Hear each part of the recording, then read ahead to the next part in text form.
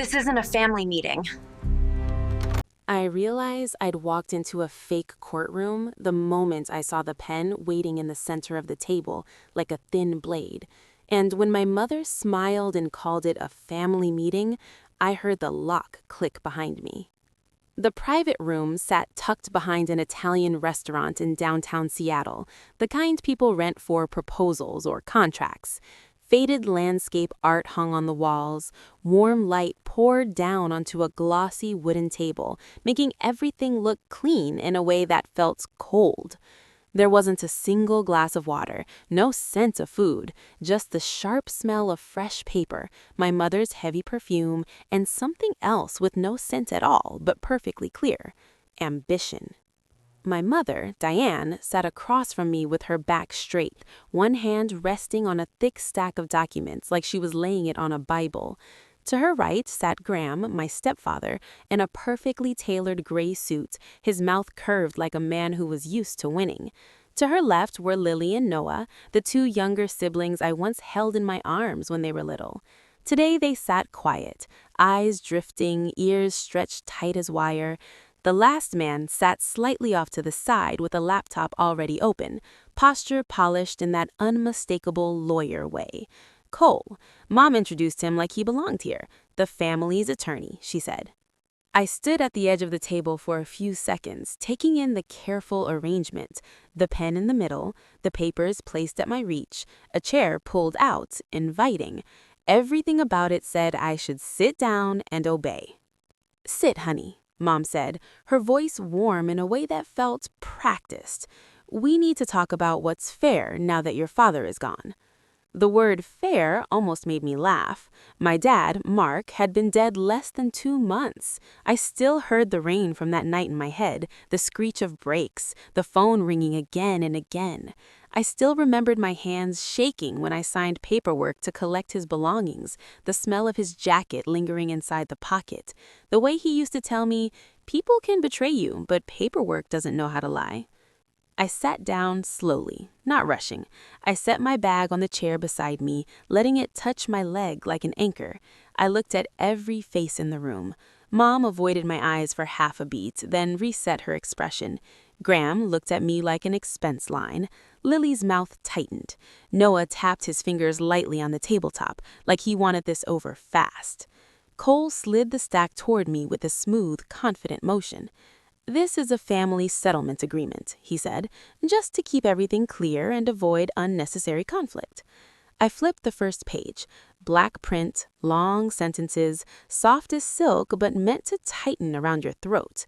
I read slowly, not because I couldn't understand it, but because I wanted to hear the room's breathing when I didn't react the way they expected. Mom started talking about family, about sacrifice, about how much Graham had done, about how Lily and Noah needed stability. Each sentence landed like honey, but there was a blade underneath. When I reached the key section, I stopped. I looked up.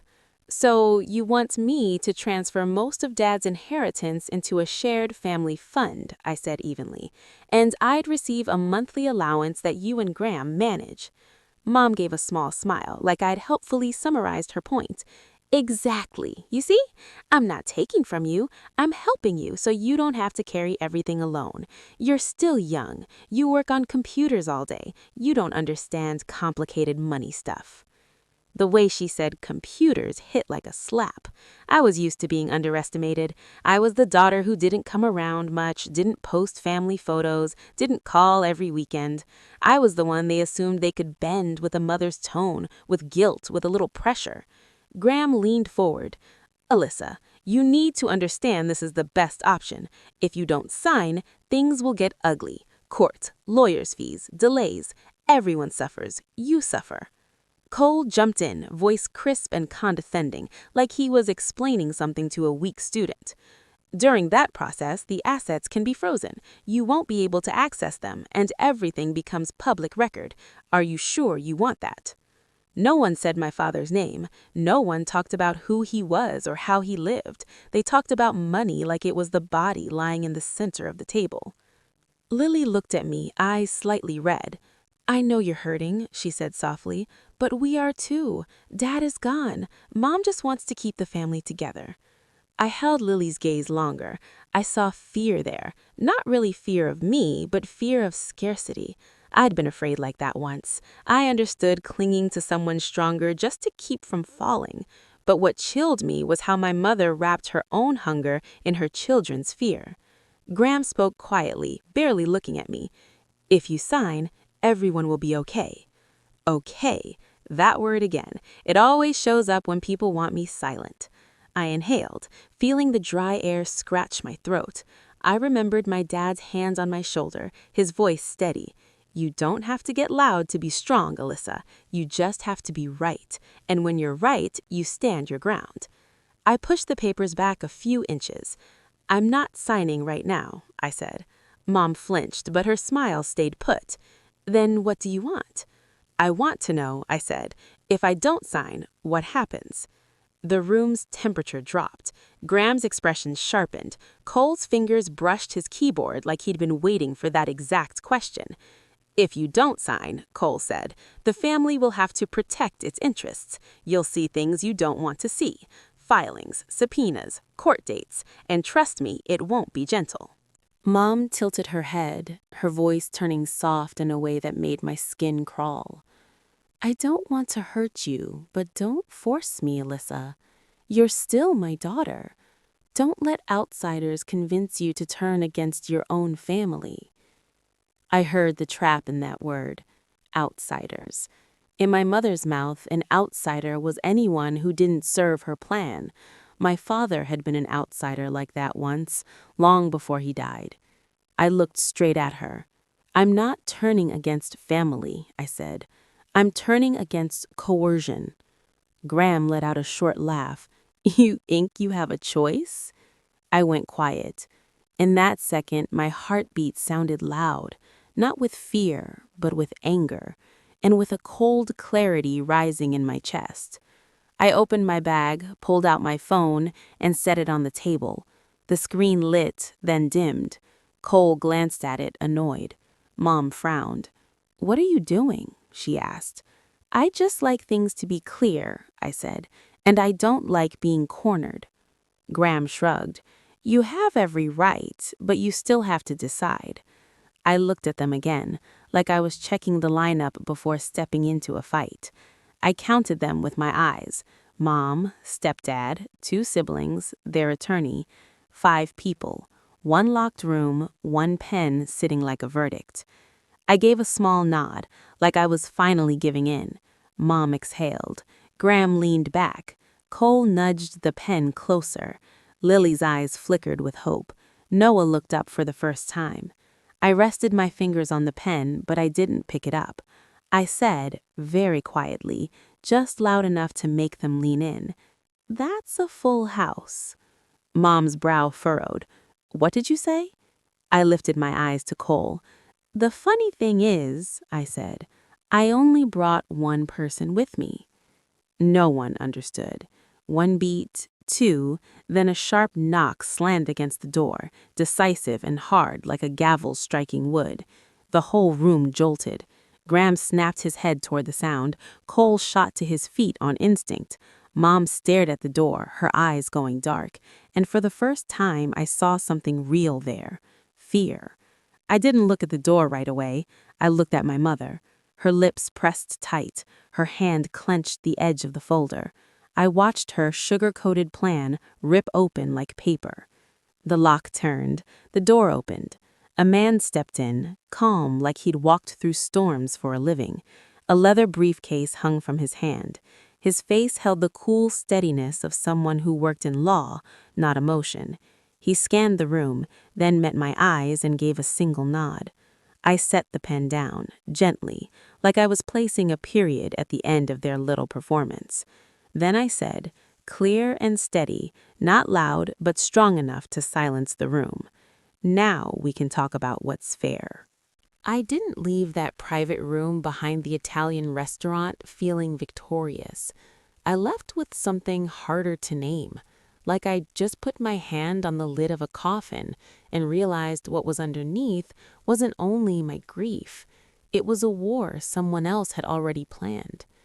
When Parker walked in, my mother stopped being the gentle woman who cried at the memorial. She became a strategist, and I saw it so clearly it chilled my spine. Parker didn't raise his voice. He simply opened his briefcase, set it on the table, pulled out a neatly clipped file, and spoke in an even tone, like he was reading a weather report. He was the attorney representing Mark's estate. The will had been notarized, probate was already in motion, and most importantly, from this point forward, any conversation about Alyssa's inheritance would go through him. I watched my mother. Her jaw tightened. Graham gave a thin smile, like he was thinking, this isn't over. Cole started spinning words, trying to keep control. Settlement, mediation, family, good faith. The phrases fluttered around the room like loose paper, but Parker asked one simple question that cut straight through all of it. Can you show me the legal basis for pressuring Alyssa to sign this agreement here, today? No one could answer, and in that moment, I understood what my father used to say. People can put on a convincing performance, but one well-placed question can collapse the entire stage. I remember standing up, pulling my chair back gently, but the scrape of wood against the floor sounded like a warning shot. I looked at Lily and Noah, not to blame them, but to let them know I never wanted to hurt them. But my mother didn't look at me like a daughter. She looked at me like a door that had just slammed shut in her face. On the drive home, ocean air slid through the streets, damp and cold, carrying salt and exhaust. I drove slowly, hands steady on the wheel, while my chest felt like tangled wires ripped loose. I was sad, I was furious, I was hollow. My dad was gone, and the first thing my mother did afterward wasn't hold me. It wasn't ask if I'd slept. She locked me in a room and put a pen in front of me. That night, I didn't sleep. I sat in my small apartment, staring out the window at streetlights smearing across the glass like tears that refused to fall. I opened the box of my father's things I'd picked up from the police property office, a scuffed old watch, a thin notebook, and the heavy jacket he wore whenever the weather turned. When I pressed my face into the jacket, I could smell him, soap, paper, coffee. It pulled me back to the years when he still lived at home, when I didn't yet understand how money could turn people into strangers. My father, Mark, lived like a straight line. No detours, no show. He was a software engineer, a job that sounded dry on paper, but to me, he was someone who could make anything complicated feel simple. He taught me how to look at numbers and hear the story behind them.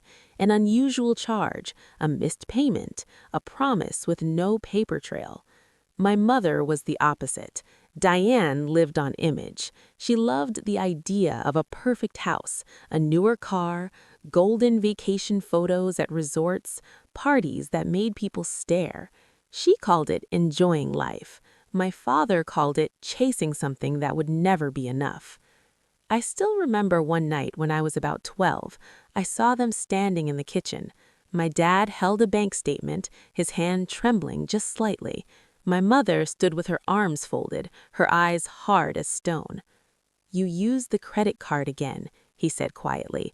"This is too much." She gave him a cold smile. "Don't act like we're broke. You know what you make. I just want this family to look like it belongs in the life you built." My dad set the paper down, his voice low but firm. "Looking like it belongs and actually belonging aren't the same thing, Diane." I stood on the stairs, gripping the railing so tight my fingers hurt, heart hammering like I was listening to something forbidden. My mother turned, saw me, and immediately sweetened her tone, asking if I was hungry. My dad looked at me with an expression so sad I had to turn away. The divorce came like a long rainstorm, not loud, but relentless. Afterward, my dad rented a small house in the suburbs with a patch of grass and a maple tree by the porch. It wasn't beautiful in the way my mother liked, but I could breathe there. My dad never spoke badly about my mother in front of me. He just repeated one lesson again and again in different words. You can love her, Alyssa, but you have to learn how to protect yourself.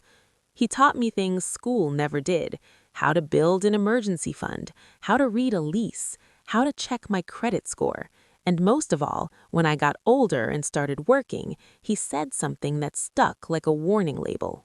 Never sign anything you haven't read, and never let anyone rush you when your emotions are running high. When my mother married Graham, I tried to believe things could be okay. Graham was the kind of man who knew how to speak politely, who bought me a new laptop for my birthday and called me his daughter in front of other people. But the way he looked at me when no one was watching always made me feel like an item on a list that needed managing. Lily and Noah were born, and my mother threw herself into her new family. I became a visitor. Her calls grew rare, and strangely, when she did call, money always found its way into the conversation, even if she tried to make it sound casual. How's your salary? Are you saving? Are you thinking about buying a place? I told myself it was just her way. I wanted to believe that. Then, my dad died.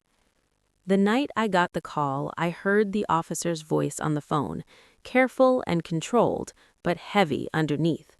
I stood frozen in my living room, phone in my hand, and I don't even remember when I sat down.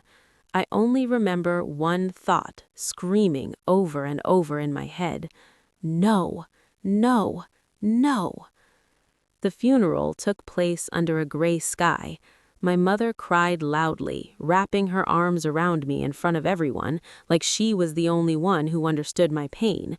But when people drifted away, she let go fast, and her eyes slid past me, past the flowers, past the casket, and landed on a man standing nearby. Parker. I didn't know him then. I only noticed the black coat, the leather briefcase, the way he stood still like a pillar. When my mother walked over to speak to him, I saw Parker shake his head once.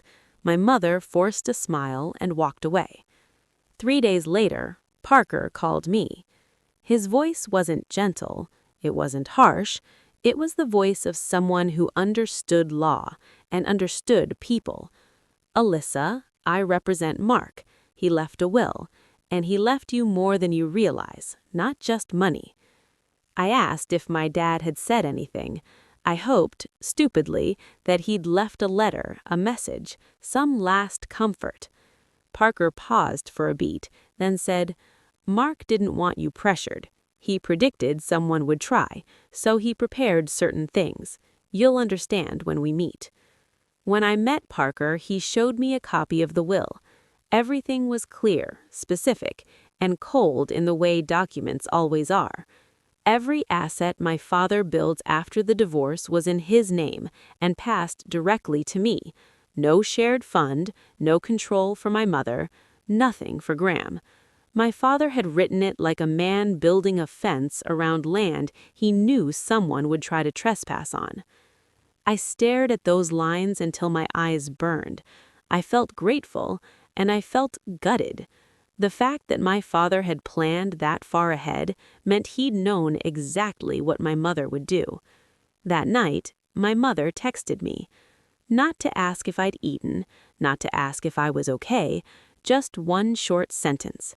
"Have you met your father's lawyer yet?" I stared at the screen like someone had thrown ice water in my face. I replied with one word. Then I set my phone down. That was when I understood why that family meeting had been staged so perfectly. They hadn't come to negotiate. They'd come to reclaim what they believed was theirs. They thought I'd be afraid. They thought I'd fold. They thought I was just the girl who worked on computers, who liked peace. I walked into my kitchen, poured a glass of water, my hand shaking just a little. I leaned against the fridge and closed my eyes for a second. In my mind, I saw my father's face, the way he looked at me like I could stand on my own, and I heard his voice, clear as a whisper in my silent apartment. "You can love them, but you don't let them take you." I picked up my phone again. I didn't text my mother. I didn't argue. I didn't beg. I opened my notes app and wrote down the date and time of the meeting, the names of everyone in the room, and every sentence I could remember. I kept screenshots of my mother's messages. I kept everything. Not because I wanted revenge, because for the first time, I understood that protecting myself wasn't selfish. It was honoring the man I'd lost, honoring myself, and honoring the truth. Outside, the city kept moving. Cars passed, lights stayed on. But inside my small apartment, everything went quiet, the way water goes still after a storm. I placed my hand on my father's notebook, feeling the rough paper under my fingertips, and made myself a promise I didn't say out loud. I won't let them turn my father's legacy into a trap. I won't let my grief become fuel for their ambition, and I won't step backward just to keep a false peace. Because fairness isn't something you beg for. Fairness is something you stand up and protect. Parker did not walk in like a hero. He walked in like a door that could not be kicked open, not because it was loud, but because it was solid. He closed the door behind him without rushing. The click of the latch sounded different this time. Before, it had felt like a trap. Now it sounded like a boundary being set in place. He didn't look at the pen. He didn't glance at the stack of papers like it impressed him. He simply set his briefcase on the table, unlatched it, and pulled out a folder that looked older, heavier, and far more dangerous than anything Cole had slid toward me. "My name is Parker Leland," he said, voice calm and flat. "I represent the estate of Mark Pierce." My mother's expression held for a second, like a mask that had been glued on too tightly. Then it cracked at the corners. Graham straightened, the easy confidence on his face tightening into irritation. Cole stood up too quickly, like a man who had been caught sitting down at the wrong moment. "This is a private family discussion," Cole said, forcing a smile. "Alyssa is free to consult anyone she wants, of course, but we are simply trying to settle things amicably." Parker did not smile back. He opened the folder, removed one sheet, and placed it on the table with the quiet finality of a judge setting down a ruling. "Alyssa is not signing anything today, and any attempt to pressure her to sign, under the guise of a family meeting, will be documented as coercion." The word coercion landed like a slap. Lily flinched. Noah stopped tapping his fingers. My mother's eyes narrowed, sharp with anger, but also something else. Fear, buried deep enough that she hated herself for having it. Graham leaned forward. "You are overstepping. This is about family." Parker looked at him the way a locksmith looks at a cheap lock. "No," he said.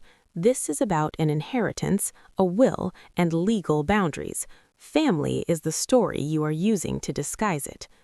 Cole cleared his throat. "If you are claiming the will is finalized, you should know that probate can be contested." Parker nodded once, as if he had expected those words. "Probate can be contested," he agreed, "but you do not contest probate by trapping the beneficiary in a back room and placing a pen in front of her like bait." I watched my mother's hands. She had placed her palm on the folder as if she could hold it down, as if the paper itself might leap up and expose her. Her nails were done perfectly, her skin looked smooth under the warm light, and yet her fingers trembled just barely, as if her body knew the truth before her mouth could pretend. "Alyssa," she said, softening her voice, turning it into something tender and wounded. "Honey, I am not trapping you. I am trying to protect you. You know you do not handle stress well. You shut down. You disappear. You work on a screen all day. You do not see how the world works." There it was again, the same little hook she always tried to set in me. "You are fragile. You are naive. Let me decide." I swallowed. The grief in my chest rose like a tide, not because I missed my father more in that moment, but because my mother was standing there using my father's death like a lever. Parker turned his head slightly toward me. "Alyssa," he said, not loud, just clear, "do you want to continue this meeting?" I looked at Lily. Her eyes were glossy. She was young enough to still want to believe. I looked at Noah. His jaw was tight, like he had already chosen his side, but was ashamed of the price. Then I looked at my mother and Graham, and I saw the future they were trying to build. A future where my father's money flowed into their household, where I received scraps with a smile, where every decision in my life would have a hand on the back of my neck. I set my hands flat on the table. "No," I said. The word came out steady, and the room went quiet in a way that felt almost holy. Parker closed his folder. Then, "This meeting is over," he said. Graham scoffed. "You cannot just walk out." Parker's gaze moved to him, calm and cold. "Watch us." I stood. The chair scraped softly against the floor. Lily's lips parted like she wanted to say something, but she didn't. Noah stared at the table. My mother rose too, fast, like she could still block the exit with her body. "You are making a mistake," she said, voice shaking now, not with sadness, but with fury. "You are choosing a stranger over your own blood." I felt the sting of that sentence in my throat, the old conditioning, the reflex that told me to apologize even when I was being harmed. But then I remembered my father's voice, steady as a hand on my shoulder. "You can love her, but you have to protect yourself." I didn't raise my voice, I didn't insult her, I just told the truth. I am choosing the law over manipulation, and I am choosing myself. My mother's face hardened. "Do not come crying to me when this turns ugly." Graham stepped closer, trying to loom. "You think you have the power here, Alyssa. You do not." I looked him straight in the eye. "You keep saying that," I said, "like it makes it true." Parker opened the door. Cool air rushed in from the hallway, carrying the faint smell of garlic and wine from the restaurant outside. For a split second, the normal world brushed against this sealed little cage, and it reminded me that their trap was not the whole universe. It was just a room. We walked out. My legs felt heavy, like I had been running. My throat burned, but my spine stayed straight. In the parking garage, Parker paused beside my car.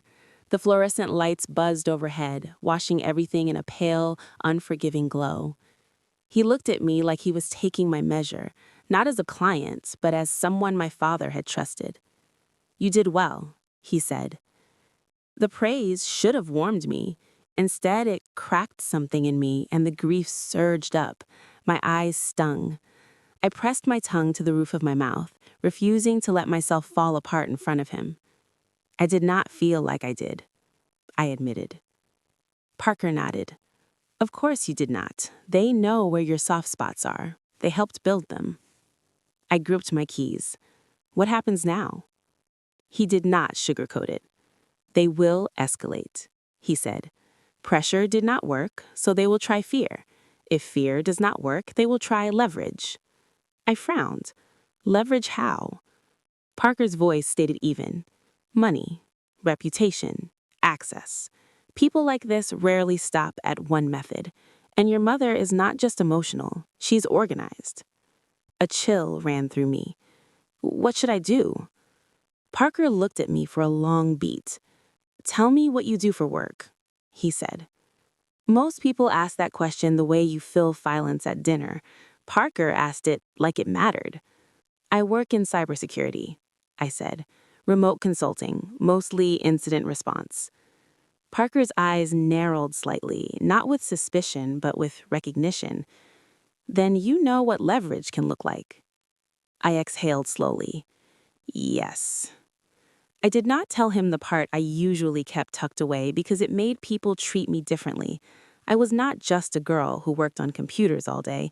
I led response teams. I had sat on calls at 3 in the morning with executives sweating through their shirts because their systems were bleeding.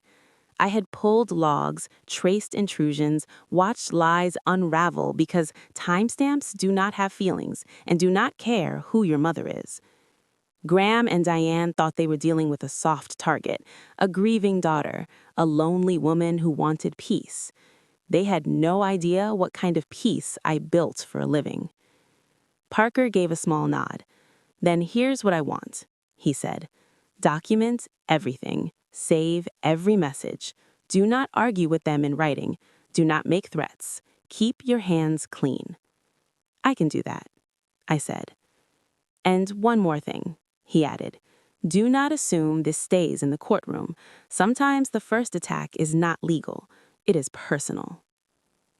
I drove home with the radio off, the city sliding past in wet reflections. My apartment building greeted me with its familiar hum, the elevator smell of cleaning solution and old carpet. I stepped inside my place and locked the door behind me, then locked it again, even though it was already locked. I stood there in the quiet, keys still in my hand, listening to my own breathing. Then I moved. I turned on every light, I opened my laptop, I changed passwords, one by one, long and ugly and unguessable. I enabled two-factor authentication everywhere. I froze my credit. I set alerts on my bank accounts. I checked my email forwarding rules. I checked recovery emails. I checked my phone number on file. I checked the places people forget to check, because that is where intruders love to hide. My hands did not shake while I worked. My mind narrowed into focus, sharp and clean. This was familiar territory. Grief had made me feel helpless. Work reminded me I was not. When I finished, I finally sat on the edge of my couch and let the silence come back. My phone buzzed. A text from my mother. "You think this is over. It is not." I stared at the screen until the words blurred. I did not reply. I saved it. I took a screenshot. I backed it up. I labeled it with the date and time. Then my phone buzzed again. Not a text this time. An alert from my bank. "Unsuccessful sign-in attempt detected." My stomach dropped, cold and fast, like an elevator cable snapping. I opened the details. The location was not mine. The device was not mine. The time was now. I sat perfectly still, phone glowing in my hand, and I understood what Parker meant. They were done pretending this was only family. The first thing fear tries to do is make you move fast. It makes you reach for the wrong handle, click the wrong link, say the wrong words. It turns smart people into panicked people, and panicked people leave doors open. I didn't give it that. I stood in my living room with my phone in my hand, staring at the bank alert like it was a flare shot into the night sky. Unsuccessful sign-in attempt detected. Location unknown, device unknown, time now. My pulse kicked hard once. Then my brain went quiet. Not numb, clear. I sat at my desk, opened my laptop, and started working the way I did when a client called at 3 a.m. saying their company was bleeding out. First, I verified it was real. I did not touch the link in the alert. I did not call any number inside a text. I pulled up the bank's website by typing the address myself. I used the number on the back of my debit card. I reached an actual representative. I had them read the last login attempts line by line, and I wrote everything down. IP range, device fingerprint, timestamps, attempts, failures, lockouts. Then I did something most people don't do when they're scared. I slowed down even more. I checked my email for a pattern, and there it was, sitting in my inbox like a gift box with a rattlesnake inside. Urgent action required. Verify your account to prevent suspension. Same bank logo, same color scheme, same language they always use. It was so convincing it made my skin crawl. But the sender address was wrong by one character. One. The kind of mistake an exhausted person wouldn't catch. The kind of mistake a desperate person would never catch. I hovered over the button without clicking. The link preview popped up. The domain was a lookalike. Close enough to fool your eyes, not close enough to fool mine. I saved the email. I exported it. I captured the headers. I took screenshots. I logged the time. Then I forwarded everything to a secure folder I had already set up, labeled with nothing dramatic, just plain and professional. Evidence. My phone vibrated again. A text from my mother. "I'm trying to help you. Stop making this harder than it has to be." I read it once. Then I read it again, slower, listening for the real message under the polite surface. "I'm still coming for it." I didn't reply. I saved it too. Then I called Parker. He answered on the second ring. His voice was the same as always, controlled and steady. "Alyssa?" I said, "They're trying to get into my accounts." A pause, not surprise, confirmation. "Tell me what you have," he said. I did. The alert, the email, the timestamps, the wrong domain, the attempt details the bank gave me. Parker exhaled through his nose, quiet. "Good," he said. "You documented everything. Do not engage them directly. Do not accuse them in writing. Keep gathering." "Is that enough to do something?" I asked. "It's enough to begin," he said. "But they'll deny it. They'll say you're paranoid. They'll say it's a coincidence. So we need more than suspicion. We need a chain." A chain. That word hit me like a switch turning on. I knew chains. I built them for a living. Link I link, email to device, device to location, location to person, person to motive, motive to action, action to proof. "Then we build it," I said. Parker's voice softened slightly, just a fraction. "Alyssa," he warned, "be careful. You're dealing with family. That makes people reckless." "I'm done underestimating how reckless they can be," I said. When I hung up, I didn't cry, I didn't pace, I didn't call a friend for reassurance. I made a list. Lock everything down, monitor everything, record everything. I contacted the bank and placed a higher security flag on my accounts. I updated passcodes. I verified all recovery methods. I froze my credit with the agencies. I set up real-time alerts for anything that moved. I checked my phone carrier account for SIM swap protection because I knew that trick. It was fast, dirty, effective. Then I looked at my front door. It wasn't a heavy door, it wasn't a fortress, it was a thin barrier between my life and someone else's hunger. So I installed one. The next day, a small black camera arrived, the kind you can mount in 10 minutes. I attached it above my entryway. I set motion zones. I angled it toward the hallway and the mailbox cluster. I added a second one inside, pointed at my front door from the living room. Not because I was paranoid, because I was realistic. I didn't tell anyone, not Lily, not Noah, not my mother. Let them think I was still the same version of me they could corner. That afternoon, my mother called. Her name lit up my screen, and for a second, my chest tightened. Old instincts, old training that said answer, answer, answer, so she doesn't get upset. I didn't answer. She left a voicemail. Her voice was soft, trembling, almost fragile. "Alyssa, please, I'm worried about you. You're acting not like yourself. I don't want you to get hurt. You're alone. Just talk to me." A perfect performance, the kind that would make an outsider feel sorry for her, the kind that would make a daughter feel ashamed. But I wasn't listening with a daughter's ears anymore. I was listening like a professional. Her breath was too controlled, her pauses were too timed, and beneath it all, there was something else, faint but unmistakable, rage. That evening, I was on a call with a client when my phone buzzed with a motion alert. I glanced down, expecting nothing, maybe a neighbor, maybe a delivery. I tapped the notification, and my stomach cold. Graham. He stood in the hallway outside my unit alone, hands in his coat pockets, scanning the doors like he was counting. He looked down the hall, looked back, took out his phone, texted. Then, like he'd been given permission, he walked straight to the mailbox cluster. My throat tightened so hard it hurt. He didn't open my box yet. He didn't have a key, but he hovered there, close, staring at the labels like the names meant something to him beyond letters. Then my second alert hit. Unsuccessful sign-in attempt detected. Now. I barely breathed. My fingers moved on instinct. I started screen recording on my phone. I opened the bank app. I opened the account security page. I captured everything: time, device, location. On the camera feed, Graham looked up at the hall camera for a half second, then away, like he sensed something but couldn't see it. My client kept talking in my ear through my headset.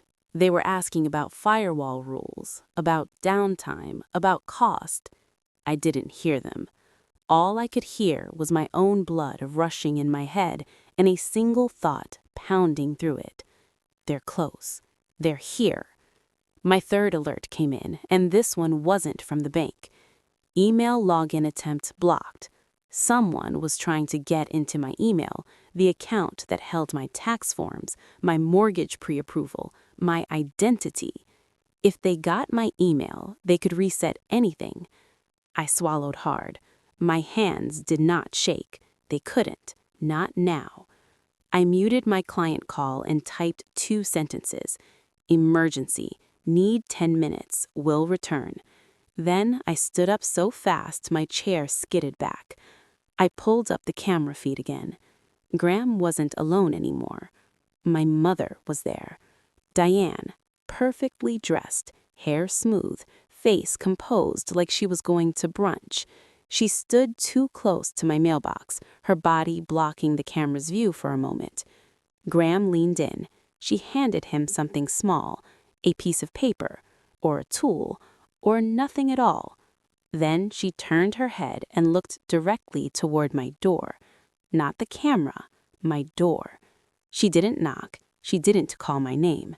She just stood there, still, like she was listening for my breath through the wood.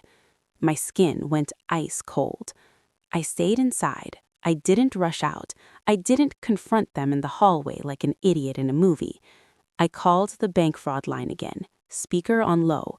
I reported active attempts. I asked them to lock the account completely until I could verify in person.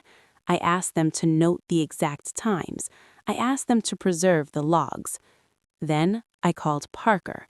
He answered immediately, as if he'd been expecting this call all day.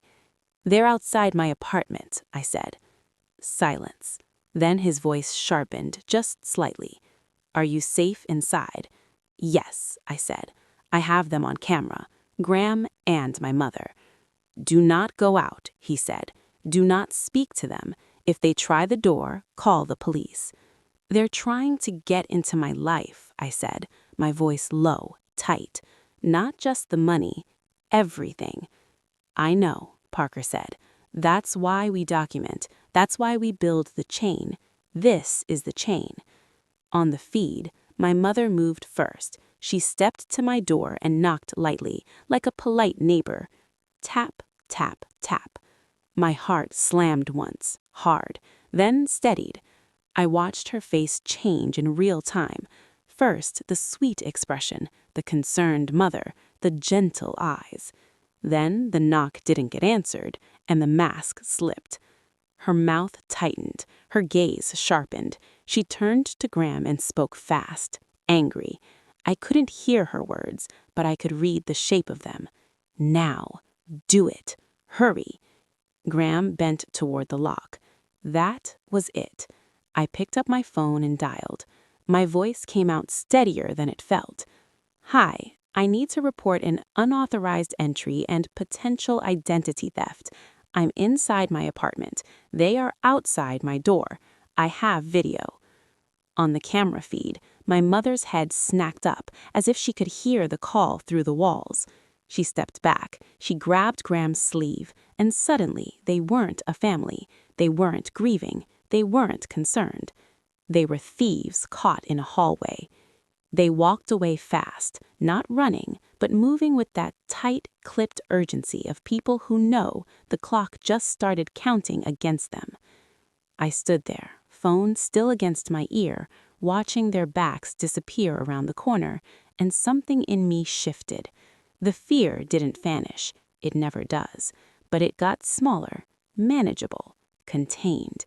Because now it wasn't just my word against theirs. Now it was timestamps, motion alerts, security logs, camera footage, facts. When the call ended, I sank onto my couch and stared at the dark TV screen across the room. My reflection stared back at me, pale and wide-eyed, but not broken. I thought about Lily, about Noah, about how they'd be told a story tonight, about how my mother would cry again, and how she'd make herself the victim of a daughter who had changed. And for a moment, I felt the old ache. Then I remembered my father's notebook under my hand, the rough paper, the quiet lessons. I wasn't the one who changed first. They did. All I did was finally stop pretending I couldn't see it. I opened my laptop, created a new folder, and named it with the coldest word I could think of: case. And as I dropped each file into it, I realized something that made my throat tighten with a strange, painful relief. They wanted me to fold. Instead, they handed me proof. The police arrived while my apartment still felt like it was holding its breath. I kept the chain on the door and spoke through the narrow gap, my voice calm, my hands steady. I didn't try to dramatize it. I didn't cry. I didn't rant about betrayal. I told them exactly what mattered in the exact order it happened. Motion alert, camera footage, bank notifications, email login attempts, 2 people in my hallway, one of them bending toward my lock. Facts first, feelings later. One officer watched the video on my phone, his face tightening as my mother's expression shifted from sweet concern to sharp impatience. The other took notes, asking clean questions, times, descriptions, what I knew, what I suspected, what I could prove. When they asked if I wanted to file a report, I said yes without hesitation, not because I wanted my mother punished, because I wanted the record to exist outside my body. A report is a line in the sand. A report is proof that you did not imagine it. A report is the first brick in a wall that cannot be talked away by tears and family stories. After they left, I sat at my desk and stared at the folder on my laptop labeled Case. It looked small on the screen. It did not feel small in my chest. Parker called the next morning. I spoke to the responding officers, he said. Good work. They took it seriously. I swallowed. What happens now? The legal version and the real version, Parker said. The legal version is we request a protective order. We notify the bank and the postal service about potential fraud. We file notice with the probate court that a coercion attempt occurred. The real version is they will try to control the narrative. I almost laughed, but it came out as a breath. They already are. By lunchtime, my mother had done what she always did when she lost control privately. She tried to win publicly. A long message appeared in the family group chat I rarely used. She wrote about grief, about a daughter who had become cold, about outsiders poisoning my mind. She didn't mention the lock. She didn't mention the bank alerts. She didn't mention the hallway camera. She told a story where she was the wounded mother and I was the ungrateful child. Lily texted me separately. Mom says you called the police on her. Is that true? I stared at the screen until my eyes burned. For a split second, the old me wanted to explain, to soften it, to make it feel less ugly. The old me wanted to protect Lily from the truth, because Lily was still young enough to believe truth should not hurt. But the truth was already hurting us. The lie was just numbing it. I typed back slowly. I called the police because she and Graham were outside my door and my accounts were being targeted. I have video. I'm not asking you to choose. I'm asking you to understand. Lily didn't respond right away. Neither did Noah. And that was its own kind of grief, a quieter one. Not the grief of death, but the grief of watching people you care about step back because the truth is inconvenient. That afternoon, the bank's fraud department called me. They had locked my online access until I verified in person, and they were escalating the case. The representative's voice was professional, but there was a sharper edge now, the tone people use when the pattern starts to look familiar. We're seeing repeated attempts tied to the same method, credential stuffing, look-alike emails, and attempted changes to account recovery. We can preserve logs for law enforcement and legal counsel. I thanked her. Then I did what my mother never expected me to do.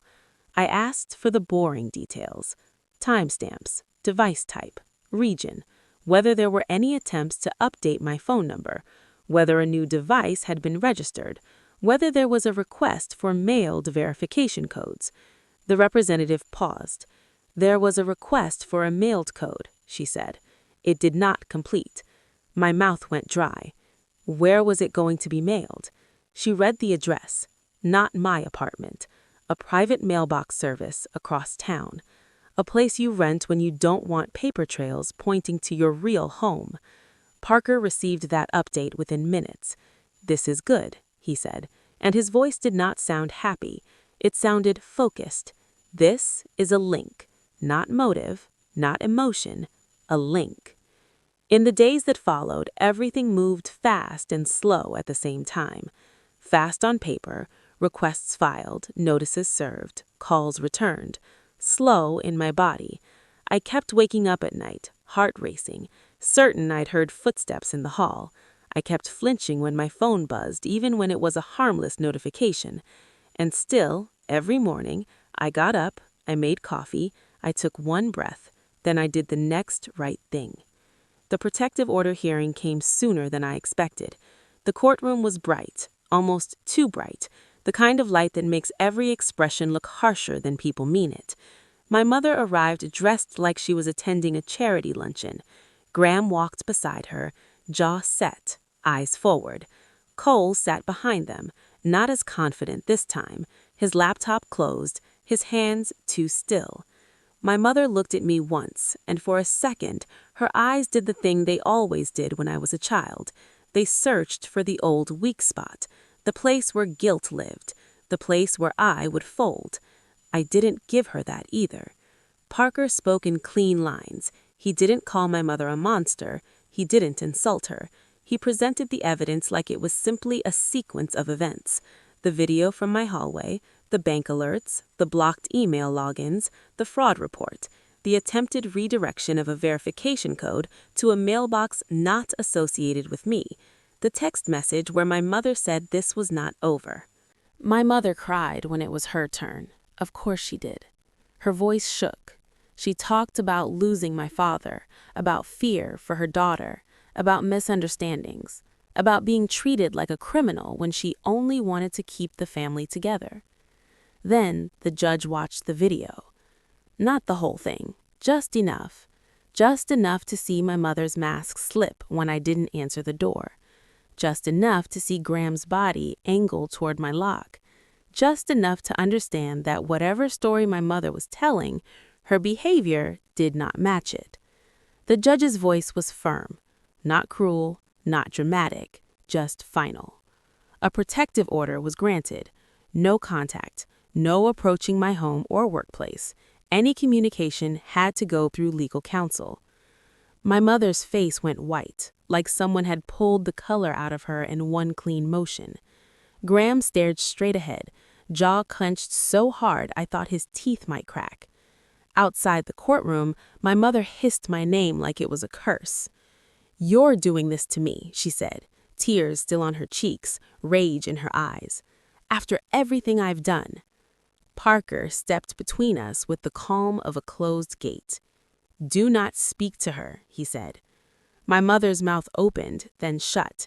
She turned and walked away with Graham, shoulders rigid, moving too fast for someone grieving. For the first time, she didn't look like a mother. She looked like someone who had just lost access. The probate hearing came later. That was where the money part lived, the part they cared about most. They tried to contest the will. They tried to paint my father as confused, manipulated, unfair.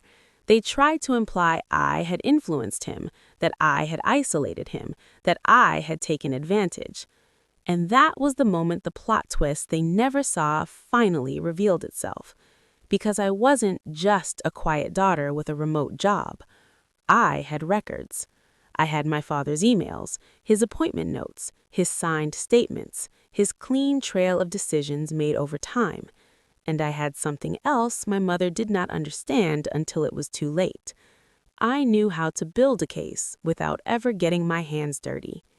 When the court ordered discovery, the bank logs and mailbox requests didn't become my accusations anymore. They became official exhibits. When the detective assigned to my report requested the preserved data, it moved out of my folder and into the system. When Parker filed for attorney's fees due to bad faith actions, he had more than a family argument to point to. My mother watched as her own tactics, the ones she thought were invisible, were pinned down by timestamps and documents that did not care how hard she cried. The judge denied the contest. The will stood. Fees were awarded. A warning was issued that further harassment would trigger harsher consequences. It wasn't cinematic. There was no dramatic confession, no screaming, no perfect villain speech. It was better. It was reality. On the drive home, my hands shook for the first time in days, not from fear, from release. The tension that had been holding my body upright finally loosened, and my nervous system did what it had been trying to do since my father died. It let me feel. I parked in my garage and sat there with the engine off, staring at the concrete wall. I thought about my dad's jacket in the closet, his notebook on my shelf, the way he used to say that peace is not the absence of conflict, peace is the presence of safety. When I walked into my apartment, I didn't check the hallway camera first. I just took off my shoes, set my keys down, and stood in the quiet. For the first time in a long time, the quiet didn't feel like loneliness. It felt like mine. My phone buzzed once, a message from Lily. I saw the papers. I'm sorry. I didn't want to believe it. I closed my eyes. The ache was still there, but it shifted, just slightly, into something that could heal. I typed back, I'm sorry too. I love you. I'm just done being trapped. Then I turned off my phone, walked to the window, and watched the city lights flicker on like small, steady promises. My father was gone. That would never stop hurting. But my life was still here. And for the first time, it belonged to me without negotiation.